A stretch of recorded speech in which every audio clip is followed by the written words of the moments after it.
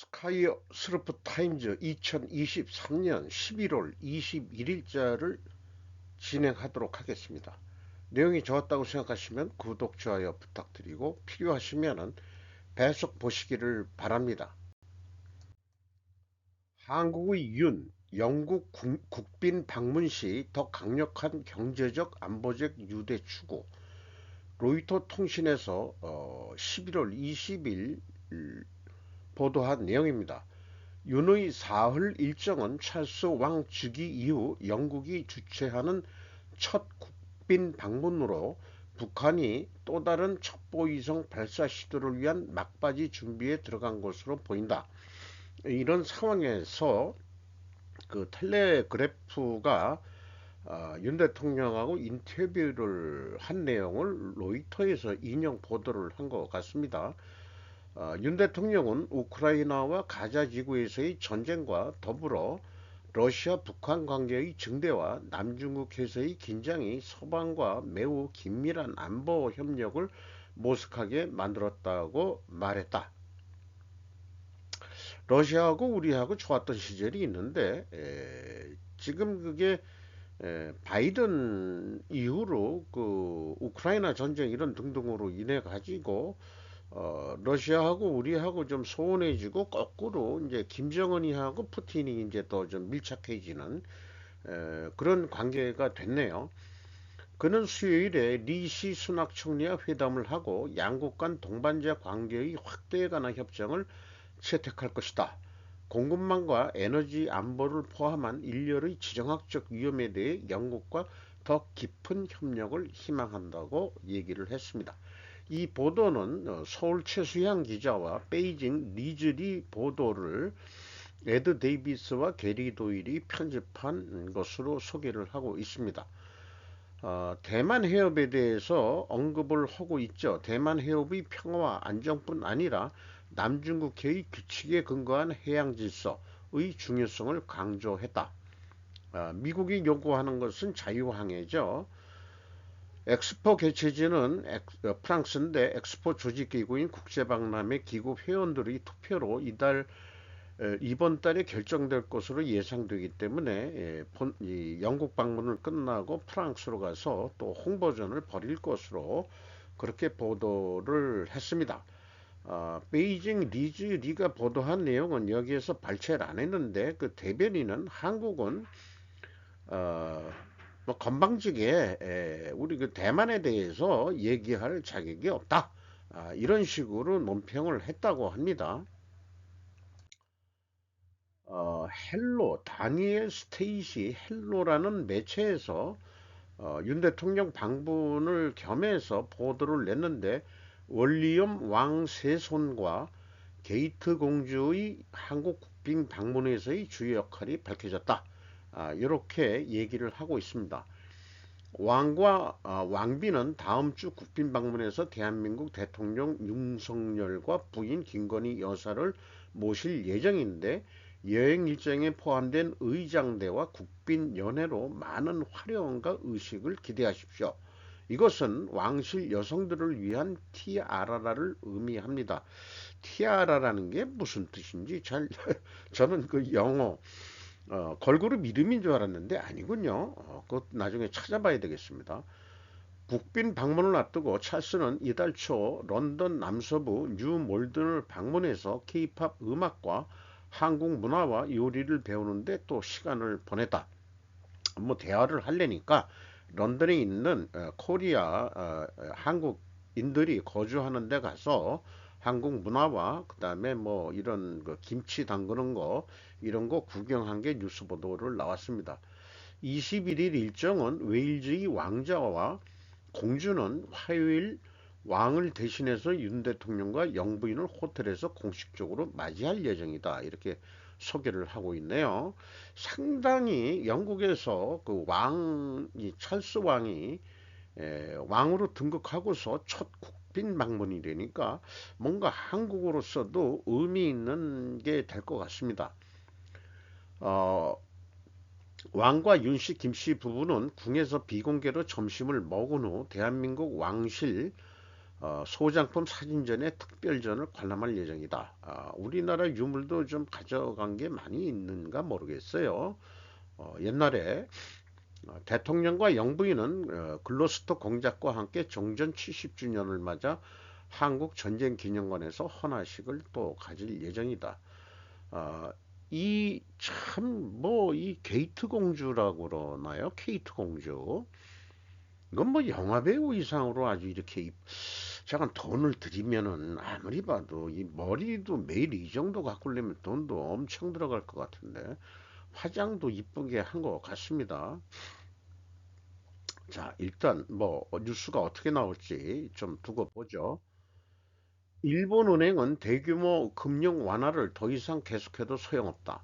경기와 금리의 사이클이 왜곡되어 버린 일본 경제의 현상이라고 일본은행 출신의 CFP가 해설을 하는데 고마츠 에이지라는 사람입니다. 골드 온라인에서 보도를 했습니다. 뭐 우리가 보면 이런 거 보면 이제 골치가 아파지는데 첫 금리 곱하기 물가 곱하기 환율 교과서 뭐 이런 게 경기 순환과 금리 순환을 뭐 설명하는데 뭐 전문적으로 뭐 어떻게 하는 건지는 몰라도 이 사람이 좀 쉽게 얘기했어요. 호경기라면 금리는 어떻게 됩니까? 그러면은 결론은 금리가 상승한다 이거죠. 왜 금리가 상승하느냐? 경기가 확대되고 경제 활동이 활발하게 되면은 기업이나 개인의 자금이 필요로 하게 되니까 차입이 증가하는 등으로 연결되고 차입이 증가하게 되면 금리가 상승한다라는 것이 일반적인 어떤 그 순리다 이런 얘기죠.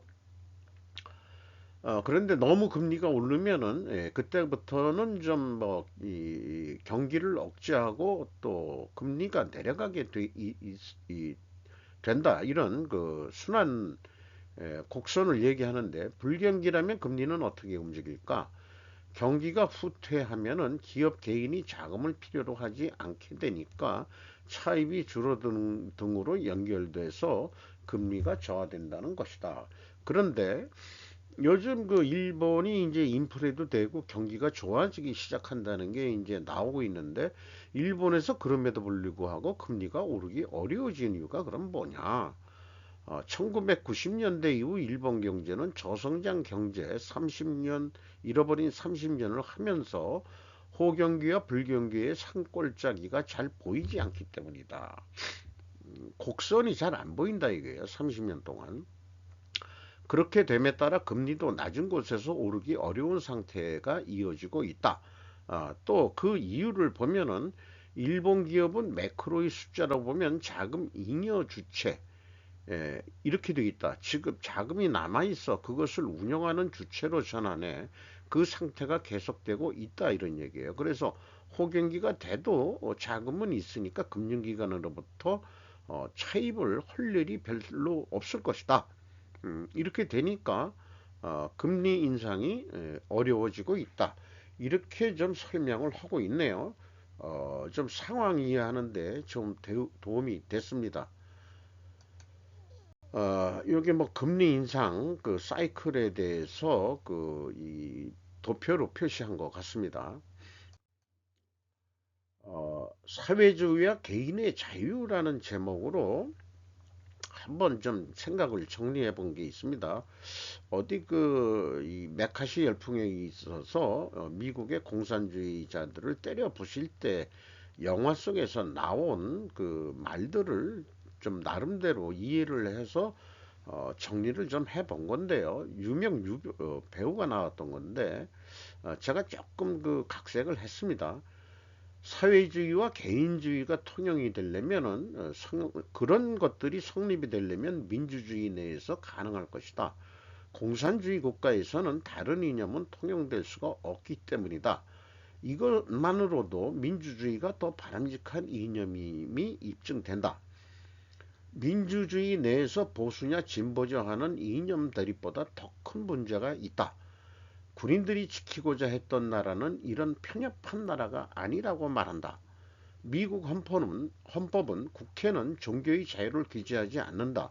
더 나아가서 집회결사의 자유와 보상에 대한 청원의 권리를 인정한다라고 미국 헌법에 나와 있는 것을 인용하고 있습니다.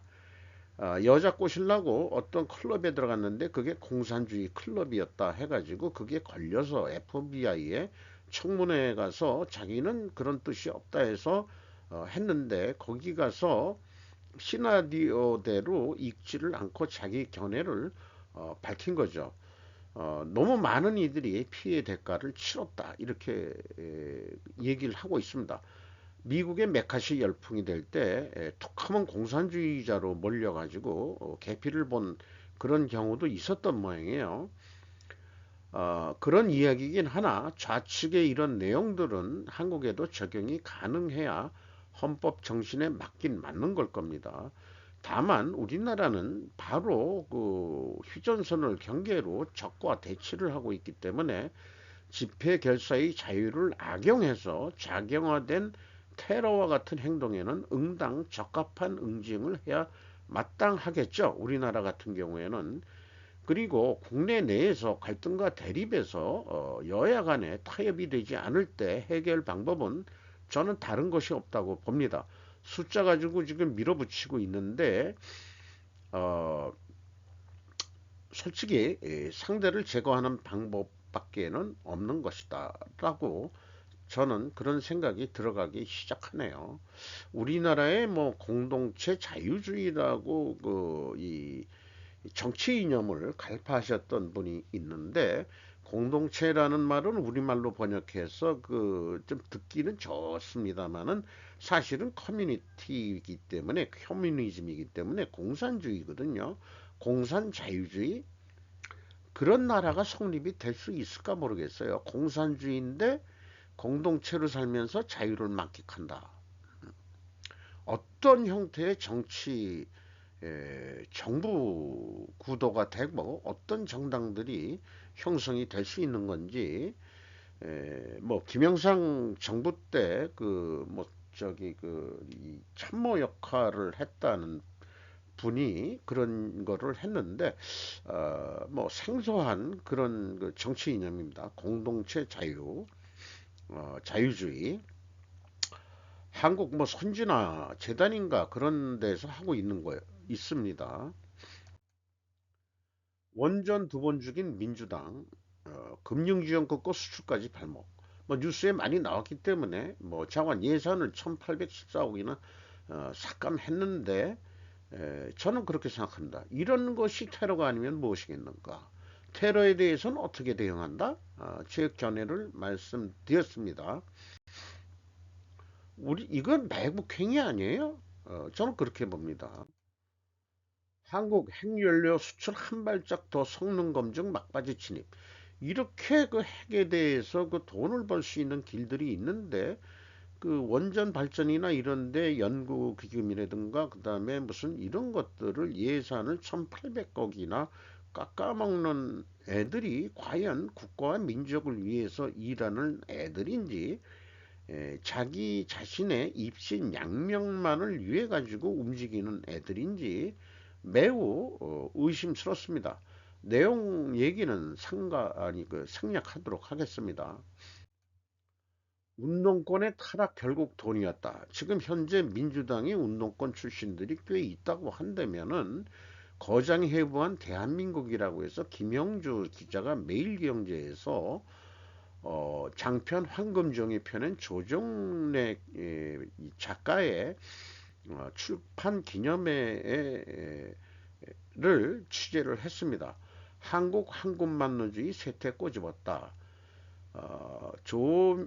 조정래 그 작가는 사회의 모순을 해소하는 게 작가의 사명이다.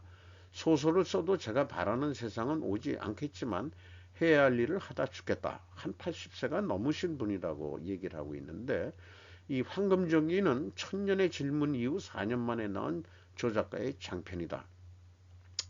솔직히 저는 이 작가의 소설을 읽어본 적이 없습니다. 뭐 영화화되고 뭐 이런 것들도 뭐 크게 관심이 없었어요. 황금정의는 운동권 출신 변호사가 속물적인 의뢰인들이 사건을 처리하면서 물질 만능주의의 환멸을 느끼는 이야기를 다룬다 소개하고 있고 조 작가는 소설에 이 시대의 운동권 정치인들에게 대한 비판도 담았다고 강조했다. 주인공 이태와 함께 또 다른 운동권 출신인 한지섭은 민주화 이후 정계에 진출하지만 운동권 정치인들의 타락에 환멸을 느끼고 지방에 내려가 농사를 짓는다. 이거는 도망간 거죠. 투쟁해서 싸우진 않고. 저는 최근에 이런 슬픈 뉴스나 뭐 여러 가지를 하면서 생각이 들어가는데, 돈을 추구하는 것은 자본주의에서 잘못된 것이 아니다.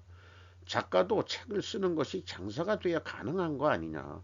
조정래 작가가 소설이 안 팔렸다면, 그렇게 유명한 사람이 안 됐다면 지금까지 살 수 있겠습니까? 다르게 얘기하면은 당신도 돈을 벌라고 소설을 쓰는 거 아니요. 저는 그렇게 얘기하고 싶어요. 출판사도 돈을 벌겠죠. 문제는 조정래 작가처럼 정당한 방법이 아닌 부정부패로 돈을 벌면 그 대가를 치르게 하는 시스템을 만들어야 된다. 이런 것들이 소설에 녹아 들어가야 되는데, 그냥 고향에 가서 농사 짓는다. 지금 뭐 농촌이 소멸되고 있는데, 그런데 가서 이 실패자의 그런 거를 보여줘야 될까요? 그런 소설은 왜 쓰지 못하고 선비연하는 조정래 작가가 유교적 관점에서 내는 선비 정도 된다 하는 말하자면 그 생각의 유의를 벗어나지 못한 주제로 저는 그렇게 생각이 드네요.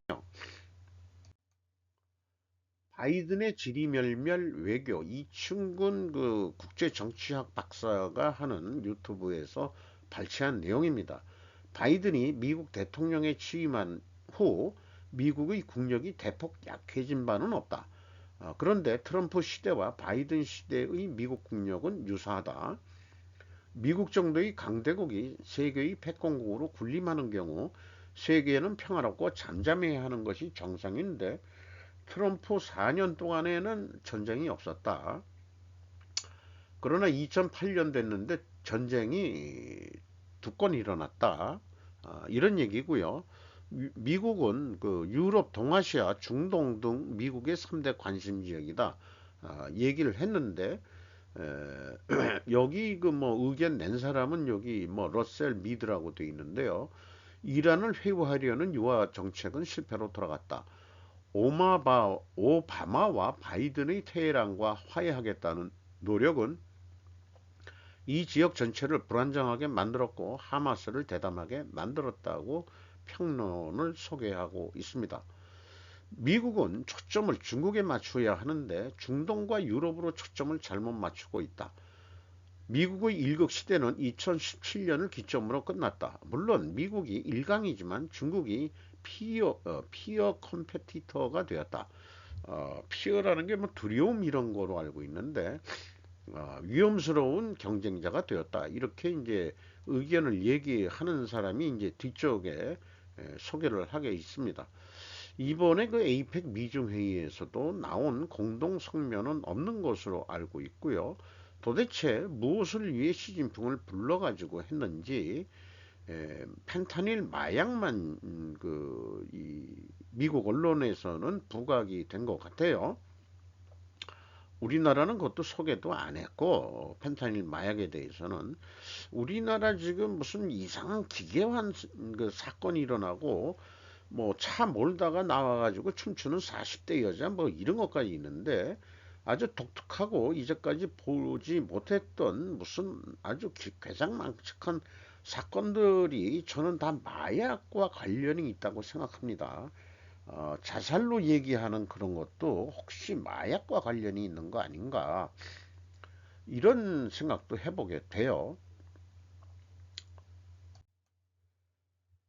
러시아가 3강 중 가장 약하다. 미국은 그중 러시아를 미국 편에 두고 중국에 대항해야 함에도 불구하고 중국과 러시아가 한편이 되도록 만드는 실수를 저질렀다.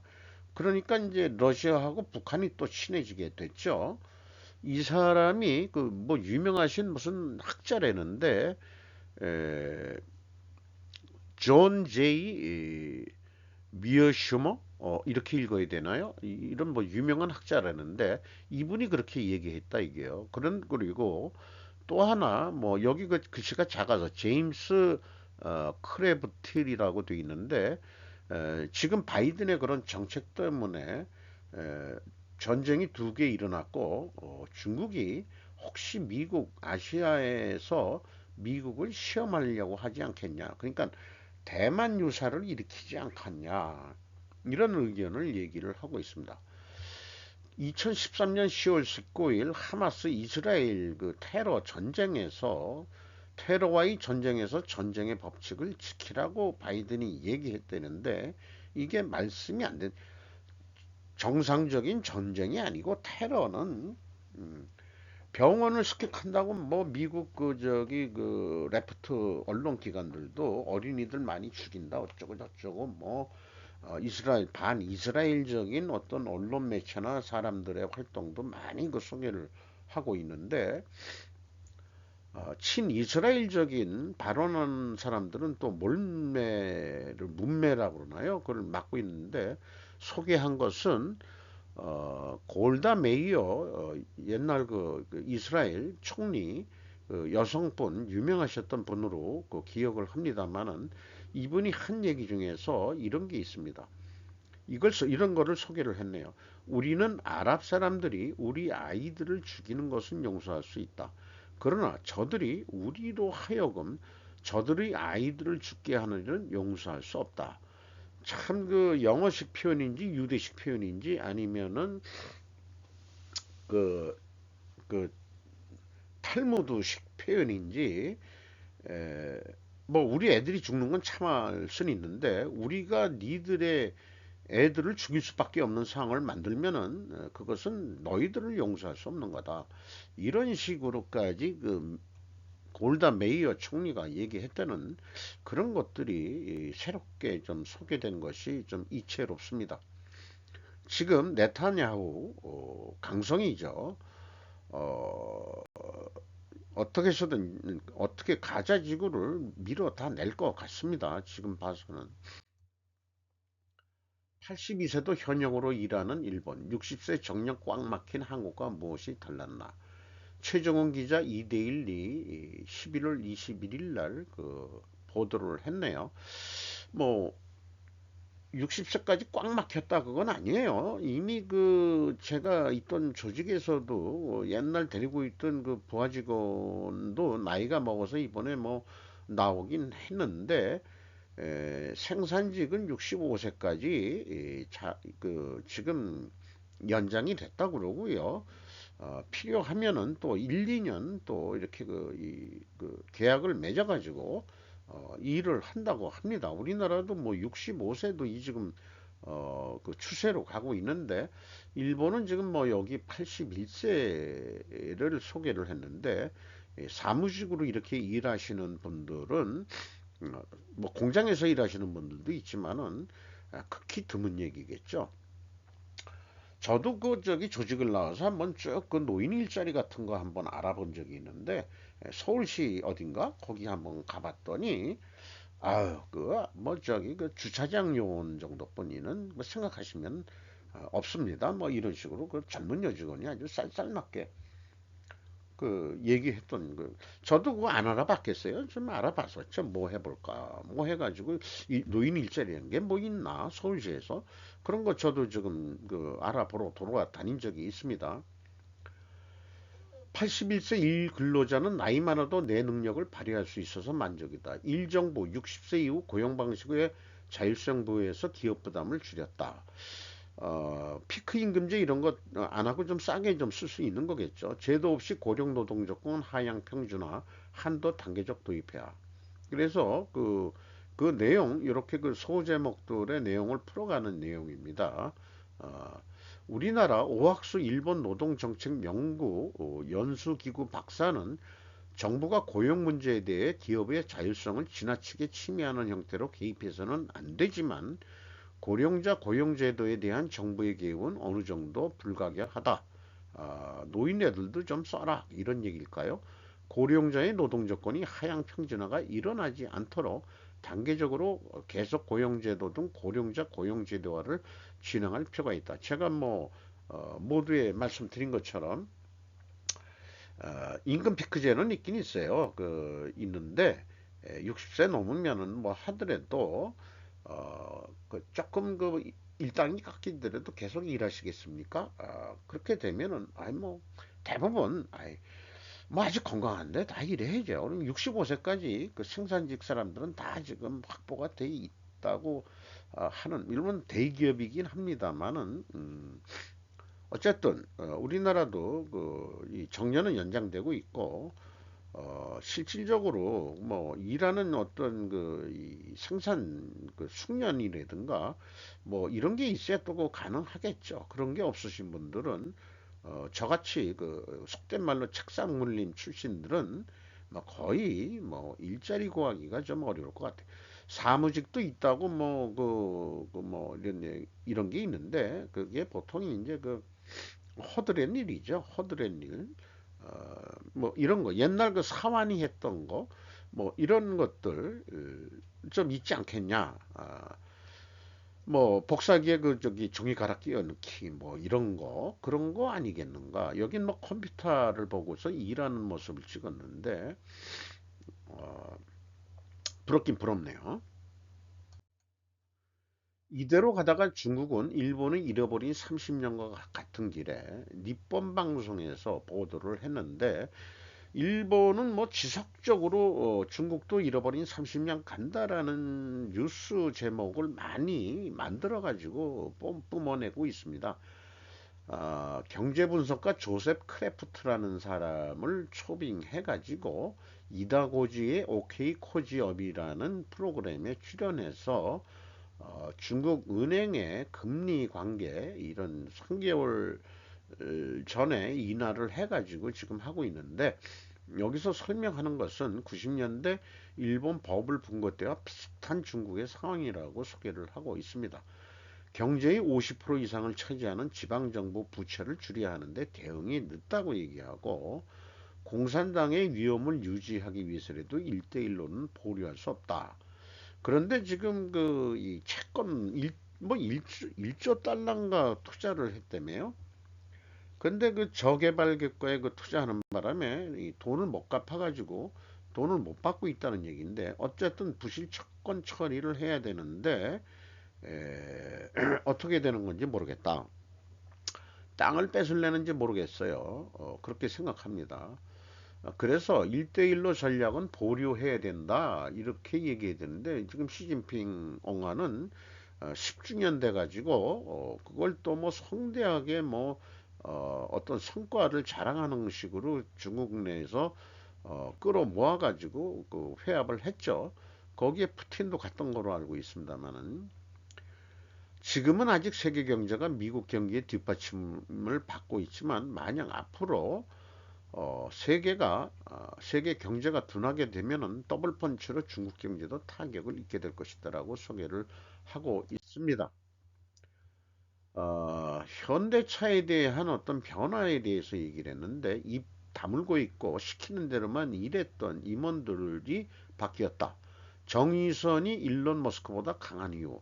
뭐 진짜 그런지 어떤지 모르지만은 어쨌든 일론 머스크처럼 문제아가 아니고 나름대로 공부해 가면서 리더십을 발휘해 가면서 조직을 지금 잘 끌고 있다는 식으로 칭찬 일변도에 보도를 했는데 옛날 같으면은 현대차 임원들은 그냥 예스맨으로 통했는데 그게 아니고 이제는 어떤 뭐 학교에 가서라도 임원이 정의선 회장 앞에서 당당하게 자기 의견을 개진한다.